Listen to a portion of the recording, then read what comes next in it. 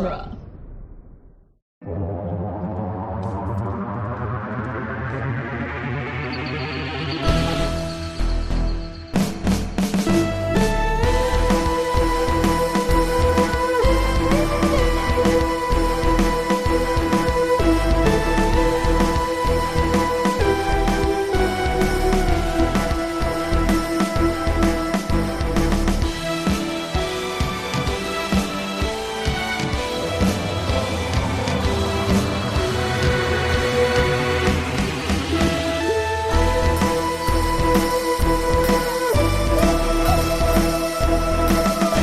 Hello and welcome back to the Doctor's Companion presents Doctor Who: The Long Way Round, the weekly podcast where we review and discuss every episode of Doctor Who, one doctor at a time. I'm Nick Jimenez.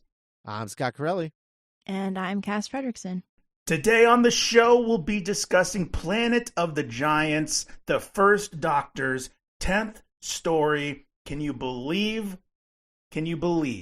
we have covered 10 First Doctor stories? I know I can't. So Planet of the Giants. This is the premiere of the second season of Doctor Who. And this is written by Lewis Marks, directed by Mervyn Pinfield and Douglas Camfield. And then of course this is produced by Verity Lambert, script edited by David Whitaker, and aired across 3 weeks between October 31st and November 14th, 1964. Planet of the Giants is an interesting one. The idea of doing an episode where the TARDIS crew had become miniaturized had been in the works since the origin of the show. So much so that Verity Lambert and David Whitaker, they both wanted that plot to be the plot of the very first Doctor Who story, which was that was, instead of the cavemen, it was going to be Unearthly Child leading into Planet of the Giants, or back then I think it was just called The Giants. And honestly, that would have been a pretty cool opening story, to be perfectly honest. I kind of would have loved that. But it was nixed instantly by everyone's favorite BBC head of drama, Sidney Newman, played very famously by Brian Cox in An Adventure in Space and Time. What again? Yeah, I know. No kidding. He was like, no, there's no educational meat to that. And they're like, well, I mean, they can like see small things up close. And he's just like, no, no. Instead, make up a fake story about cavemen and the invention of fire. That's way more educational than them being shrunk down. But this was a concept that they would not let go. And at a certain point, they were going to turn it into a later first season story, and that one didn't really work out either, and part of it was just that, like, they couldn't find a way in that gave it any sort of anything. Like, it was kind of just like a silly adventure, and they wanted something more to it, and they went through a few writers, and eventually they came to Lewis Marks, who pitched them on the idea of it being an environmental story about insecticides and all of that, which was apparently kind of like a big deal. It was like the climate change of its time in the 60s, where the rich people were like, that's bullshit, eat it anyway, it's good for you, whatever. And then other people were like, no, I think it's killing us, it kills them, it's probably bad for us to eat. And so they decided to make that be the plot of this episode. Originally, they shot 4 episodes for this, and one of the people at BBC like watched the story, and they were like, "This is kind of boring. Can we do something to fix this?" And they're like, I don't know. I mean, we already made it. I don't know what to do. They're like, can we take the last 2 episodes and just merge them into one episode, and make this a 3-part episode? Because they were like, I like the first 2. It's the second 2 that are a drag. And so they cut out about 20 minutes of material between the 2 episodes and just like merged them. That's why the 3rd episode is a little longer than the typical classic Doctor Who episode, at like 27 minutes versus like a 23, 24 kind of thing. And yeah, the stuff they cut out is stuff I'm really glad was cut out, to be perfectly honest. One of the elements was that they watch in horror as the cat dies in front of them. Oh my God. From ingesting the insecticide that the episode is about. And they cut that whole sequence out of like, Susan and Barbara, like Barbara being like, oh my God, that's going to happen to me, but I can't tell anyone. And Susan being like, oh no, poor kitty. And you can imagine what Susan's reaction to the whole process was. Oh my God. Yeah. So it was like a horrifying thing that I'm glad is not in the final episode. They do like the fade away where the dissolve, where the cat dissolves and fades into just like a cat skeleton that someone made out of like plaster. Yeah. Ugh. So anyway, yeah. That's basically it. Originally, this was the Reign of Terror was originally going to be the premiere of season 2, and this was going to be the end of season 1. And they ended up flip-flopping the stories because of basically they needed more episodes for the end of the season versus the start of the season. So they just kind of flip-flopped them because Reign of Terror is longer than Planet of the Giants. This is also coming off the heels of the show's first contract negotiation with the actors to return for a second season. At this point, it had already been decided that Susan would be leaving the show soon. And so, they didn't really have to worry about her. They basically just signed her up for, I think, I don't know, like 10 episodes, I think, total. And then the rest of them would be signed on for another full season. And they were all sort of trepidatious about signing on for another full season, especially at the pay range that they were suggesting, because what BBC wanted was to just run the show without stopping because the show was such a big hit. And so it was going to be like end of season 1 next week, start of season 2, and like no one would even know the difference. And so and they were also not giving them a raise, like, at all. They were just like, yeah, you're just going to get where you're going to get in the first season. And so they held out and negotiated basically a somewhere in between what they were making the first season and what they were asking for season 2. So they did take a cut from what they were asking for, but it was a raise slightly from season 1. And in addition to that, received 6 weeks off. So there's a 6-week break between the end of the last story, Reign of Terror, and the start of this one. So they got like a 6-week break. And so between getting some time off and the little bit of a raise, they all signed back on for a full second season.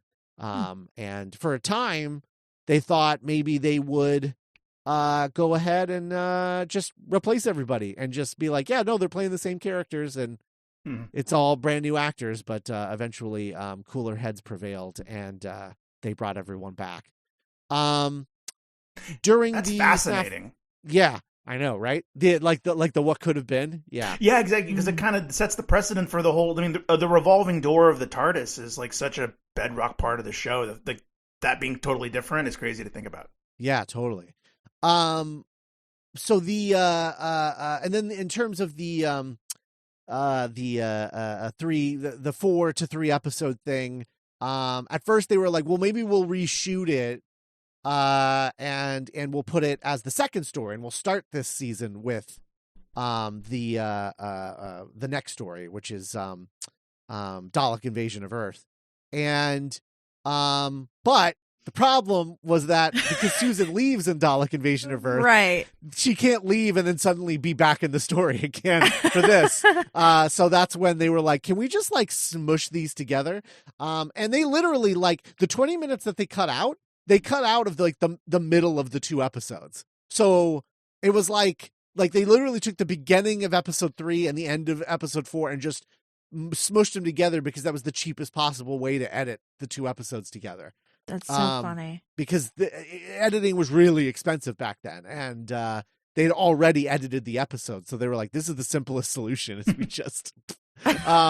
So we don't get any of them like cleaning up the dead body in the murder scene, and we don't get the death of the cat, and all of that stuff is all cut out of the episode because they're That's like, wild. "Oh, we don't actually need any of this. That BBC guy was right. We could just cut all this out, and it's like a better episode." So, funnily enough, this is not the, Lewis Marks would go on to write Doctor Who for a very long time, including, in 2 episodes, in 2 weeks, we'll be hitting another Lewis Marks episode with our 3rd Doctor story that we're covering. So he stayed on all the way through to, at least through the 3rd Doctor. He might have even written some 4th Doctor stuff. I can't remember, but, yeah, Lewis Marks was around for a while, which is interesting. Mm-hmm. But yeah, so that's Planet of the Giants. I am curious about everybody's thoughts on this one. But first, Cash, you want to tell everybody what this episode is actually about? Yeah. So, our TARDIS crew, fresh off of Reign of Terror, though I think everyone changed their wardrobe, but the Doctor kept his cape, which I'm obsessed with.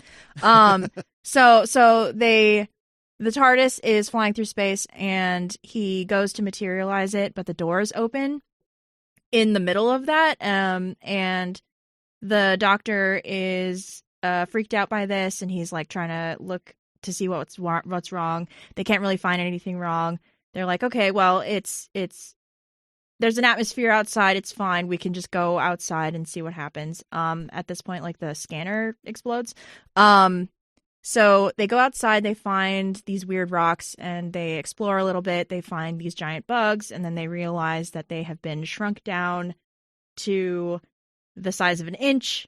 They play really fast and loose with the scale of things, as I'm sure we're going to talk about. And it's basically them wandering around in what turns out to be this garden. They get separated in classic Doctor Who fashion. Some of them end up inside the house. And then intercut with this is like this plot of this businessman named Forrester, who is backing this project for like insecticide, like pesticides. And it turns out the pesticides are extremely poisonous to like everything. And he kills a man over like threatening to expose the research behind this.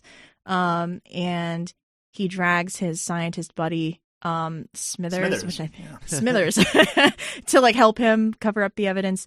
And in the process of this, like our TARDIS crew kind of also realizes that this poison is extremely poisonous, and they have to like they find themselves compelled to do something about it. And Barbara's also poisoned, but she's fine by the end of it. Did I miss anything? I think that's basically it. Yeah. Okay, cool. Nick, what did you think of this story? I was very entertained. I think I didn't even think about it at the time, but the smushing of this into a 3-parter, I think this episode just moves at such a clip compared to the first Doctor stories that I've seen so far, and I was grateful for it this time. Like it just zipped right through. This is also, incidentally, listeners, the first story that we have watched on Tubi, the streaming service Tubi, and I think it's so cool how those are organized. Like they're organized by doctors, and I just think it's such like a. I mean, for Doctor Who, it's like a more bite-sized to the outside viewer of like, oh, okay, these are all the first Doctor adventures. These are all the second Doctor adventures. To me, the star of the show is the set design and the props. Just the such a great example of the show doing a lot with what I'm sure, I mean, I don't know at the time, but like, smaller resources compared to what we're getting now. No pun intended. Like the worm and the sink and the matchbox, and just I was just like, wow, that looks so cool. And so I know exactly what that is just looking at it. Kind of, big magic school bus vibes. Just kind of in and out, really. Just them kind of moving around. And I loved Pharaoh. I miss that Doctor Who character, just like the sneaky murderer who would pop up all the time, and I don't think we get any more. Maybe for the best, but yeah, I was very entertained with this story.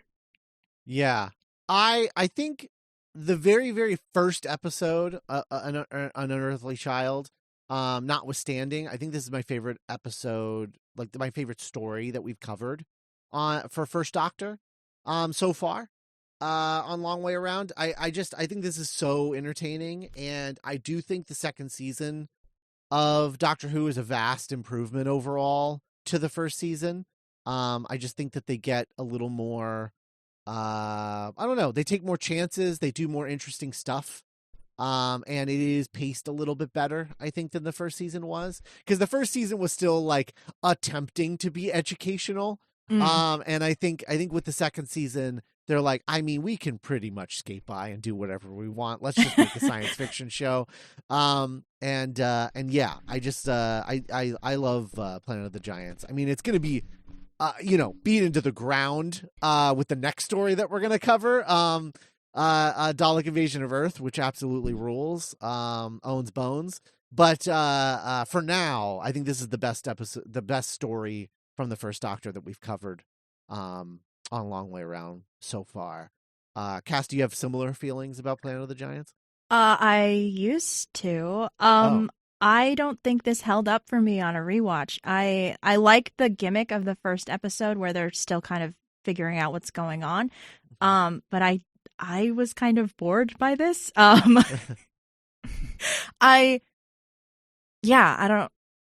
know. There's not a lot to it, to be fair. Yeah, there isn't a lot to it. I just think it's like silly that Barbara doesn't say like, "Oh, I touched the poison thing." I do, however, love Susan's outfit, and I think Susan is really good in this. Which is, because she's leaving next time we visit these people. But yeah, I don't know. I think not knowing what's going on like the first time was part of the fun for me. So knowing, like, rewatching it, I'm like, okay, this is okay. Yeah, that's fair, I guess. Yeah, all right. Well, do we want to sort of like go through the plot and talk about, I don't know, individual moments and stuff? Sure. There's this great part at the beginning of the TARDIS where, like you said, Scott, or like you guys said, there was like the screen short circuits and the TARDIS is acting up, and I think it's Ian who's like, "We're not going to blow up, are we?" And the Doctor's like, "No. Yeah. No." I do think it's funny that because like the Doctor is really rude to both Ian and Barbara when he's like stressed out about the TARDIS, and he only apologizes to Barbara, which I think is really funny. Well, Ian's a man. He doesn't need an apology. He's like, "Barbara, my dear, was I rude to you?" And Ian's like, "Dude, I'm right here." I thought that was funny. And I love that because that's new. Right? That's not something that the Doctor has done up to this point. Is like apologize for being a curmudgeonly asshole, Typically he's just like, deal with this. There's a line that I wrote down on my notes. The Doctor says in this episode, it might even be this scene. He says, "I always forget the niceties under pressure." That's great. And I related so much to that line because I feel like I do the same. Yeah, for sure. Also, the whole plot hinging on the fact that the TARDIS door opened mid-flight is interesting because I mean, that happens all the time now, and it's not a big deal. Like, Yeah. It's almost as if the Doctor, like, at some point after this story, I was like, I should figure out a way to, like, make sure that doesn't happen again, and then just fixed it. And now, you know, they open the door in flight all the time. Right, some of the most iconic shots of the show are like the TARDIS being wide open and like the Doctor and the companion are looking up at the stars and the night sky and all that. Right. Yeah, and there was even the thing that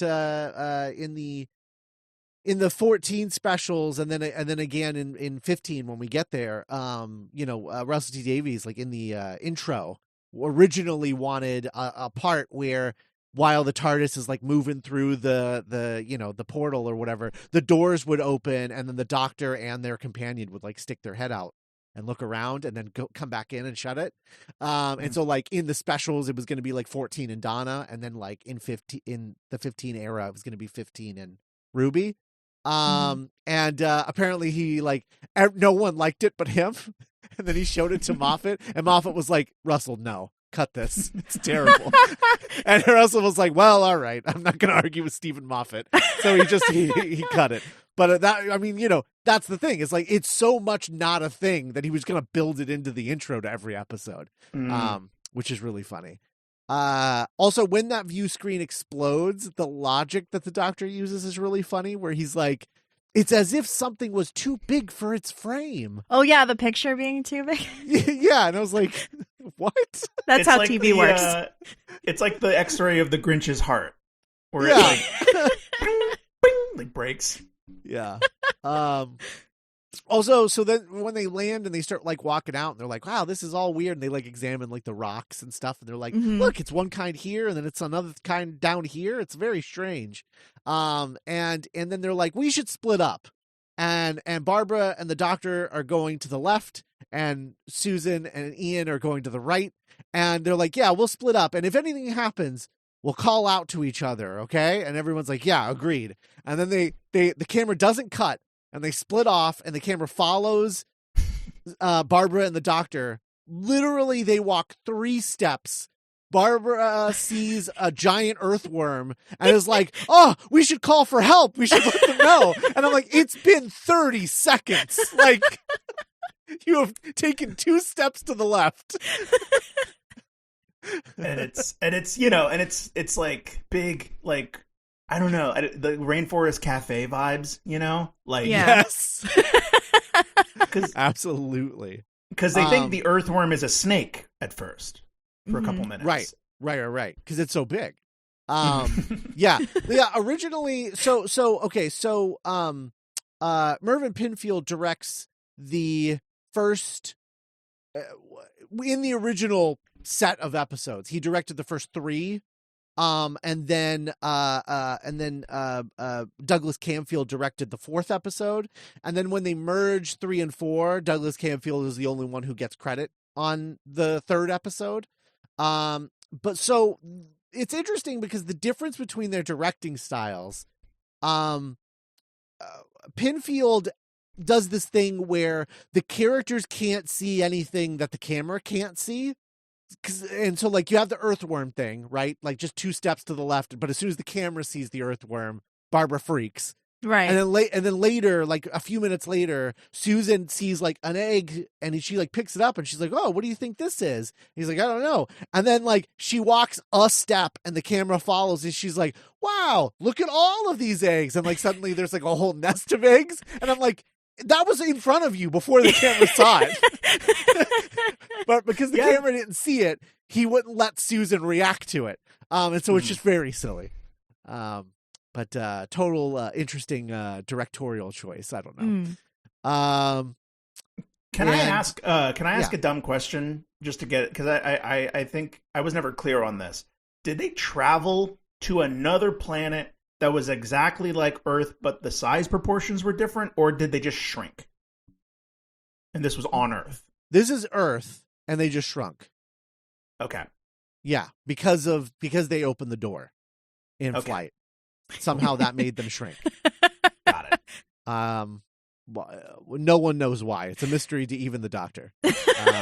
And so they find that ant and the ant has died defending the eggs, Right. and they deduce that, and the worm is dead as well, the giant earthworm, and so they're like, oh, something is indiscriminately killing all these different kinds of bugs, these insects, Right. and I think it's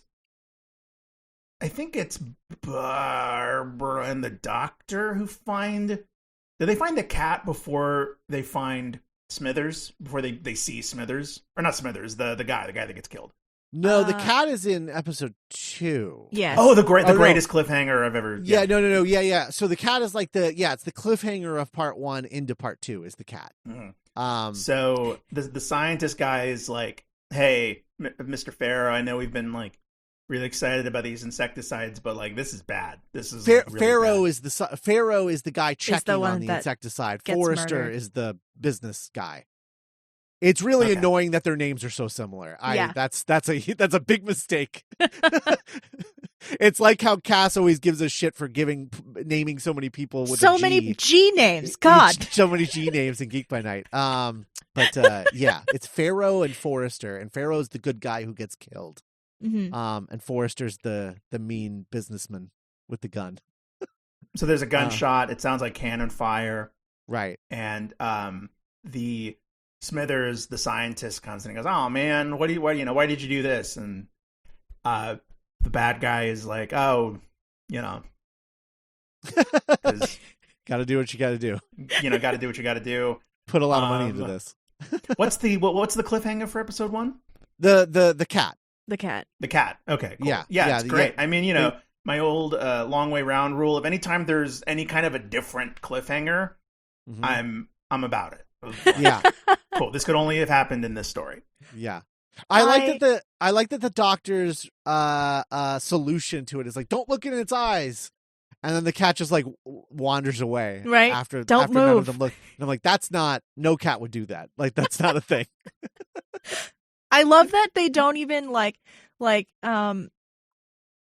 don't even have the TARDIS crew like in front of this cat like shrunk down at all. It's just like really zoomed in footage of this cat. Yes. Yeah. Also, earlier than that in episode, the reason that we know about Farrow and Forrester is because Susan and Ian find a matchbox, and Ian climbs inside. Yes. And then Farrow like picks up the matchbox because for some reason Farrow has this weird thing where like he just sets matchboxes on the ground when he's smoking. So he just like picks it up, carries it, and you get that shot of Ian inside the matchbox being like, whoa. Yes. It's so funny. That's good. Is this the episode where they're walking past the corpse and it's like a photo? It's like a projector effect. Yeah, that's in episode 2. Yeah. Okay, let's move on to episode 2 then. I thought that was really cool. No, yeah, you're right. That is episode 1. That's the end of episode 1, right before the cat. It looks cool. Yeah, it does. Also, the dead bee that falls, it sounds like a helicopter. Yeah. Yeah, there's that too. Yeah. Farrow was about to go on vacation to France in his boat. Conveniently. Right? Yeah. Yeah, because they were like, oh, we can just like make it look like a boating accident. Right. The gunshot to his heart will make it look like a boating accident. So then episode 2 was like Smithers and Forrester covering up the murder of Farrow. Right. Barbara and Ian stumbling like out of the briefcase. Being like, whoa, that was harrowing. Why? Why is this called? I love how dramatic the episode titles are. Like The Dangerous Journey. Like what? It's like Susan and then the doctor are like climbing up a sink drain. Like, So I had an interesting thought while they're climbing up the sink drain, and it's fun. It's like real Honey, I Shrunk the Kids vibes. Mm-hmm. And the doctor is like very winded by the end of the climb. And I was like, it's interesting. He doesn't become an old man again until 12. Mm-hmm. And it's like, this sucks. This is, This is a real hindrance. Yeah, it's true. Inside the briefcase, Barbara was hurt by a paper clip. And her solution is like, I want some water to soak my ankle.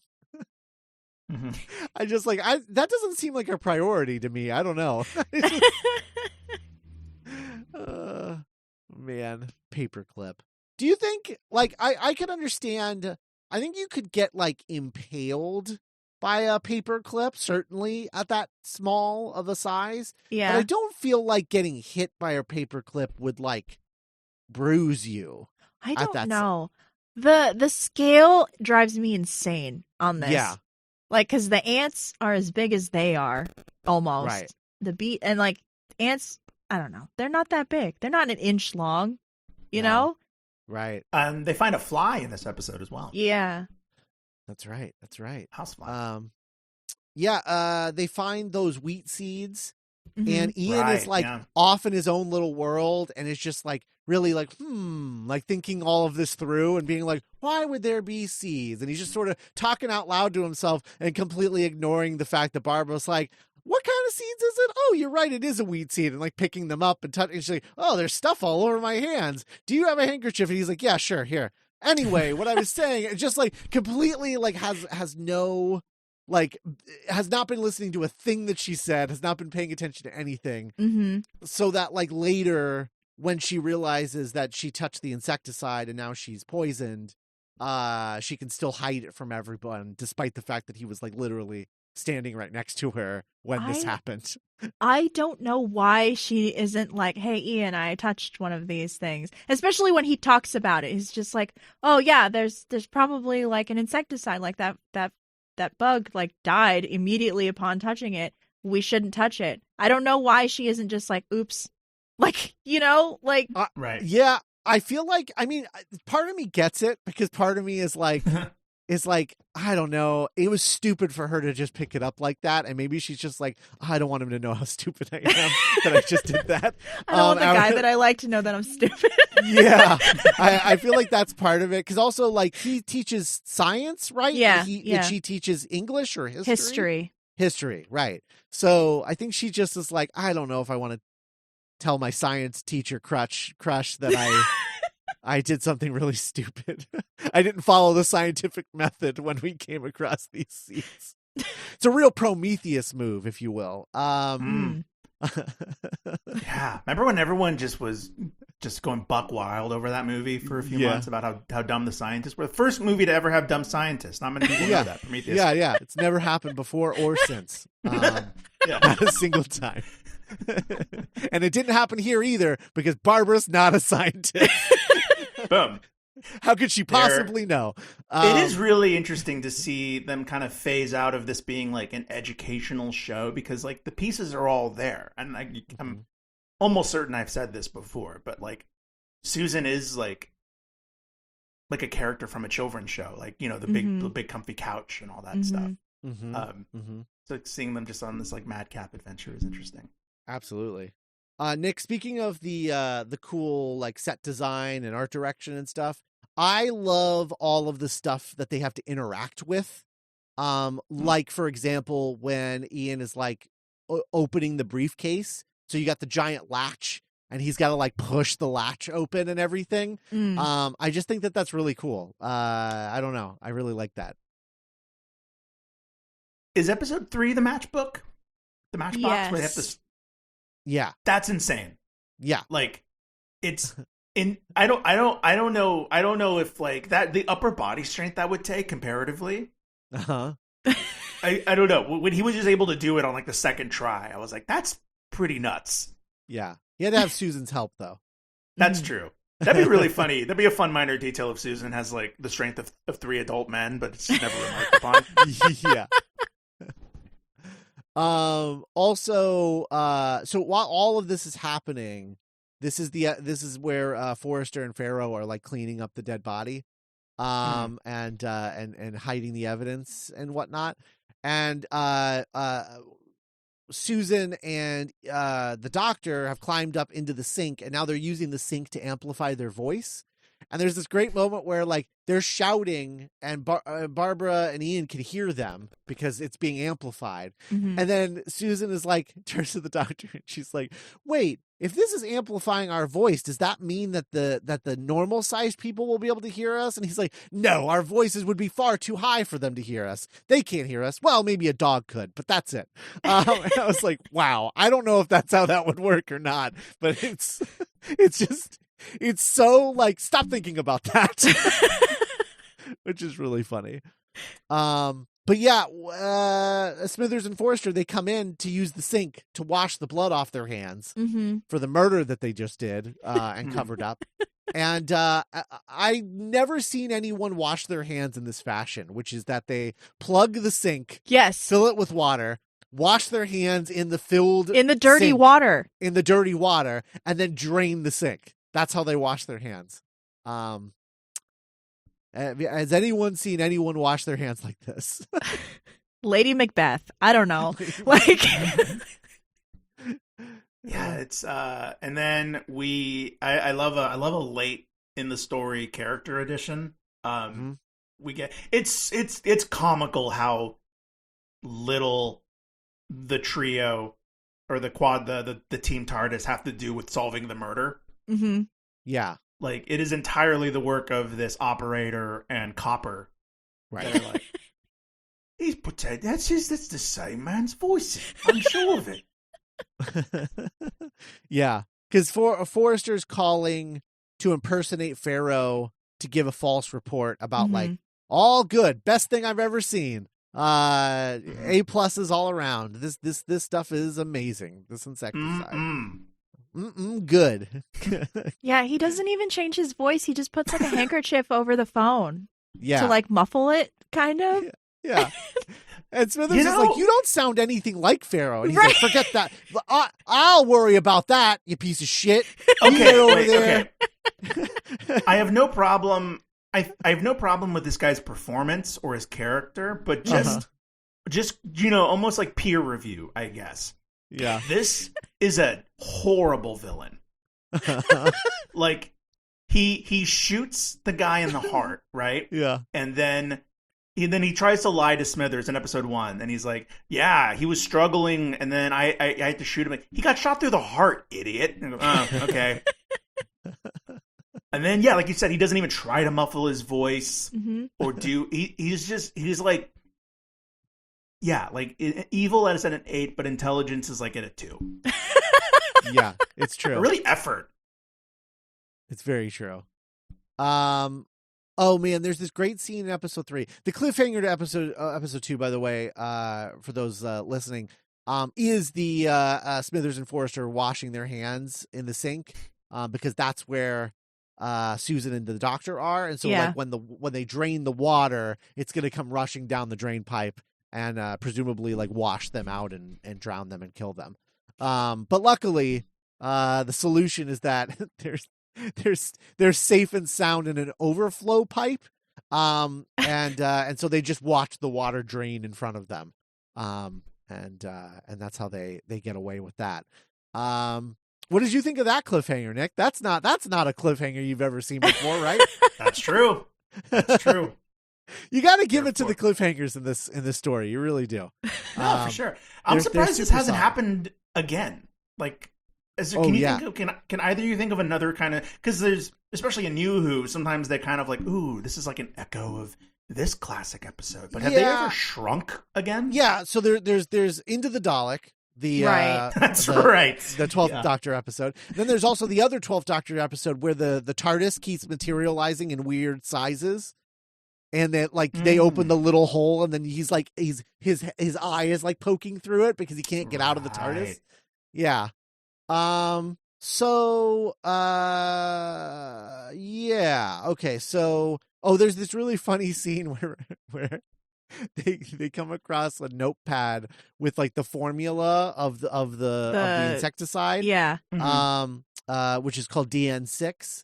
And Barbara's like, oh, what is this? And they're like, I think it's a formula. And Barbara's like, great. So we'll know what this is, and then we'll be able to make a cure. And everyone's like, a cure for what? What the hell are you talking about? I know, they like shame her.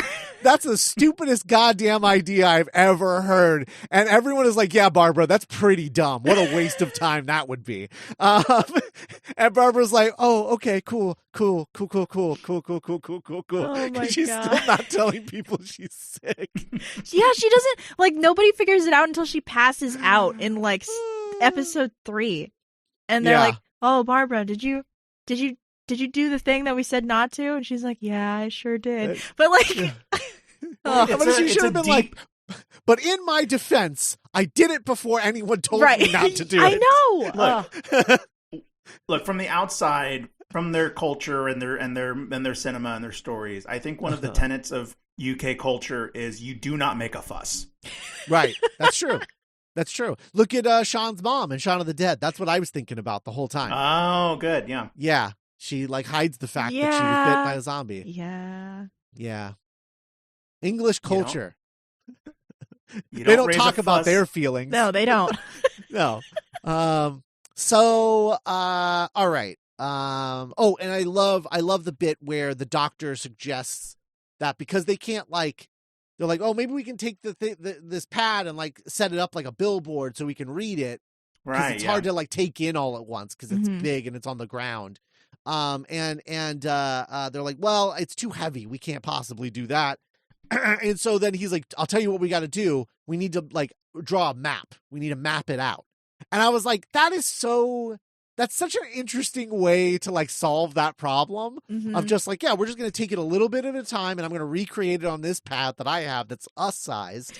And yeah, I don't know. I really like that. I was very charmed by that solution to that problem.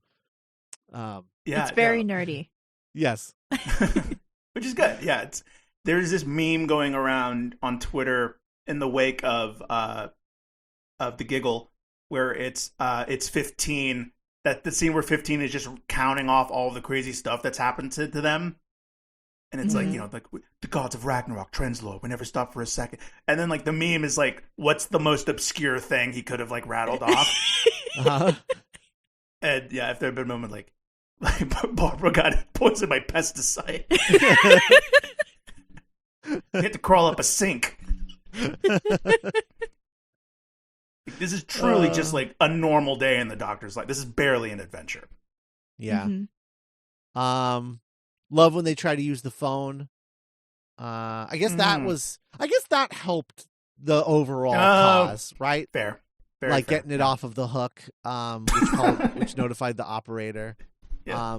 Which I loved. I loved the first time that that Forrester calls the operator. She is reading a book, and when the call comes in, she almost like she thinks about ignoring it and just blowing it off. And I'm like, you have one job, lady. You're an operator. You answer the phones. I just thought that was a really funny moment. I loved that lady. But yeah, they pull the phone off the hook and they try to get the operator to call the police, but she can't hear what they're saying no matter how much they're shouting. And then Barbara passes out because it took a lot of effort to get the phone off the hook because they like brought over, were they like corks? Yeah. Is that what that was? Yeah. Oh, the cork. Yeah, the cork looked great too. Yeah, they used the big corks to like prop up the phone so that they could talk to the operator, but it wasn't working. And even if she could understand them, they couldn't understand her because she sounds like a peanut grown up. Yes. In the like just like I don't know what the hell she's saying. I don't know. This was a total failure. And then Barbara passes out.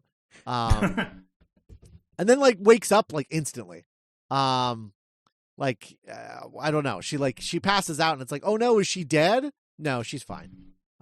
She's so fine that she's able to like, they eventually like make it all the way back to the TARDIS and she survives the whole trip. So yeah, they try and like give some kind of explanation for it. It's just like, oh yeah, your body is whatever. And I'm just like, that doesn't make any sense. Like, well, yeah. So, okay. First off, when they figure out when Forrester and Smithers figure out that the phone is off the hook and they go and get the phone, the operator has already called in her police buddy, Bert, the police officer, Bert the copper. And he's in there listening in on the conversation too. And she's like, see, something's going on at the old farmhouse. You got to get down there. Everybody knows apparently that this is the old farmhouse or whatever. And he puts on his helmet, but his helmet strap it doesn't fit under his chin. So he just leaves it dangling under his nose and like tries to take the scene very seriously. Bless. And it's so funny. I love that. He's got like a Bobby helmet or whatever. Mm-hmm. Yeah. So then they need to start a fire, because they're trying to make a bomb with like a can of insecticide, right? Mm-hmm. Yeah, and then we get that match scene. I think my favorite Doctor moment is this episode where he's very excited about lighting things on fire, and he's just like, nothing beats a good fire. I'm like, Doctor, you're a pyromaniac. I wonder if it was that a reference to the cavemen episode? Maybe. Was that like a cheeky, like, hey, remember the beginning of last season with the fire and the cavemen? That's true. It just makes me like, because the amount of times that he visits like the Great Fire in London or whatever, like that in hindsight is really funny. Yes, that's true. Yeah. So then I look at the first Doctor as like an adolescent trapped in an old man's body. I guess, and as a new fan in retrospect, like. Mm-hmm. He's still kind of that kid that stole a TARDIS and like got kicked out of the academy, whatever the hell. And so I don't know. That seems very adolescent, like a love of fire. That's true. That is true. The insecticide bomb blows up in Forrester's face. They basically light a fire that then like burns through the insecticide can and blows it up. They turn a gas line on. Right. And then they light a match in front of it. Yeah. Don't frickin' do that. They've gone from educational to showing kids how to like make a bomb. I mean, to be fair, that's literally how like gas stoves used to work. Yeah, but like that, like a laboratory, like concentrated stream of gas. Like I don't know. That's. I just think we have new standards on fire safety than we had back then. I guess so. That's how you blow up a building. Like, don't do that. That's true. And then talking about like the weird scaling of stuff. So the explanation that Cass alluded to earlier for Barbara was like, we get her back to the TARDIS, and right now she's an inch tall, and so the insecticide that she took in is like too much, and it's going to kill her. But if we get back in the TARDIS and we return to normal size, then it'll be like barely anything to her body, and she'll be able to just get over it, because it's like it's nothing, it's whatever. Meaning that like while she will grow in size, the insecticide in her body will not. It will stay the same amount as the 1-inch version of her, and therefore everything will be fine. But I just have so many questions about this, right? Because so the Doctor takes one of the seeds, the wheat seeds, as proof, basically. So he has this giant seed that he's holding with like a blanket or like his cape or something like that, and he brings it back to the TARDIS when they leave, because Smithers and Forrester get arrested by Bert the cop. And they have a lot of explaining to do because there's like a dead body in the garden, and and they go back to the TARDIS, and he sets the seed down and then fixes the TARDIS. Everybody grows back to normal size, and you know this because the seed that was giant shrinks down, and Ian thinks it disappeared, but in reality it just turned to the normal size of a seed. And he's like, see, proof that we're back to normal size. And I was like, oh, that's very clever. And then I was like, wait, if it was just affecting them, then why did the notebook in the Doctor's pocket turn to them size? Why didn't it stay giant? And did it stay small or did it grow? So then why did that grow but not the seed and not the pesticide? It has, I mean, holes like Swiss cheese. Don't think too hard about it. I don't know. Any thoughts on? Yeah, no, that explanation too. Because I'm like, okay, well, if she took a serious amount of chemicals into her blood or whatever, like that would be magnified, like when she gets bigger, and like right, you would think. I don't. Yeah, no. I don't know. I don't get it. Unless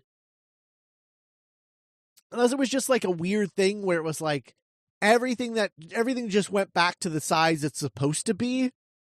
And so it was like, that's how it differentiates. That's the only way that you can make it make any sense. Really. Yeah. But I guess, the TARDIS is a magic box. So, maybe you just let it happen.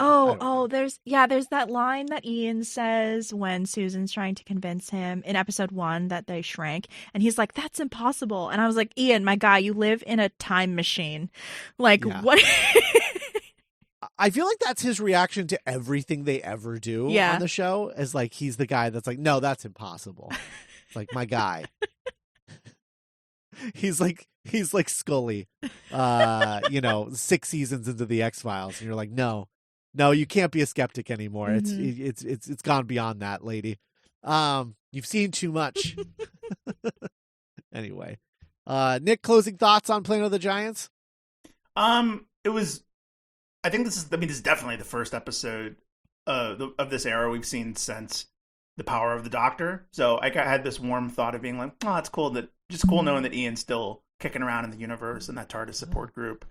That's true. It was a sweet thought. Very sad. So next week is Susan's, or the next first Doctor's adventure is Susan's last story. Yes. Yeah, that's a bummer. She and Ace might be my 2 favorite companions. Wow. That I've met so far. I love that. I love that little. Far. I get that. You mean classic companions or total? Total, I think. Yeah. Wow.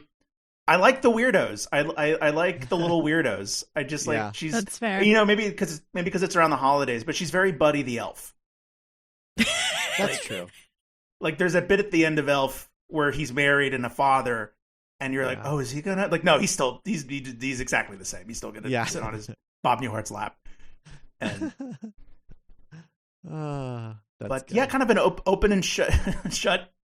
I've been calling it an adventure. Feels like I guess it is technically an adventure, but it's just like the way that like, remember that one time our car ran out of gas and we had to like push it to the gas station? Like, wait, that's an adventure. Yeah. It is funny that this story takes place primarily like in a garden. It is the story of people shrunk down in a garden and then having to get into the house to like, solve a thing so that they can like grow back to size. And I'm like, that's literally the plot of Honey, I Shrunk the Kids. Yes. Like, there's even a giant ant. It makes me wonder if Joe Johnston like saw this episode and was like, I bet I could do it better. Oh. What if they were kids?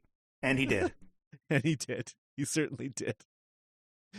Can we agree Honey, I Shrunk the Kids is better than this episode? Yeah. Difficult not to agree with that. Right.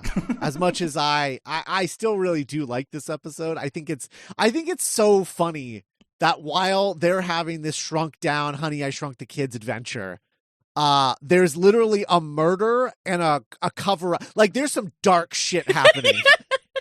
No, it's like that movie. It's like Very Bad Things. It's like a Coen Brothers movie happening. Is like the B plot of this. Yeah. Or what's that first Danny Boyle movie with Christopher Eccleston? Oh yeah, damn. Yeah, where they murder their roommate and then Christopher Eccleston has to bury the body because he loses the bet or something. It's like that. That's what's going on in the B plot, while the rest of it is just Honey, I Shrunk the Kids adventures. Yeah. But they should do this again. I would like to see like this kind of story, because like have him ride on an ant, or like get trapped in a dewdrop or something, Yeah, totally. Anyway, Cass, any other closing thoughts on Planet of the Giants? I had more fun talking about it with you guys than I did watching it this time, but that's fine. That's why we do this. So. Yeah, fair enough. Yeah. All right, cool. Well, thanks for listening, everyone. We are back. See, we're back. Yay.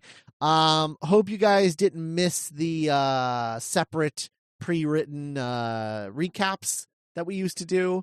It was holding us back. And now we're free and we can actually like make this show hopefully on a regular schedule again. But thanks so much. Next week, we will return with the second Doctor's 10th story, the Ice Warriors. Yes. The introduction of the Ice Warriors. Yes. So that is next week on the show. Thanks so much for listening, everyone. And make sure you join the Discord if you're not. Links in the show notes. And we'll talk to you next time. Bye, everybody. Bye.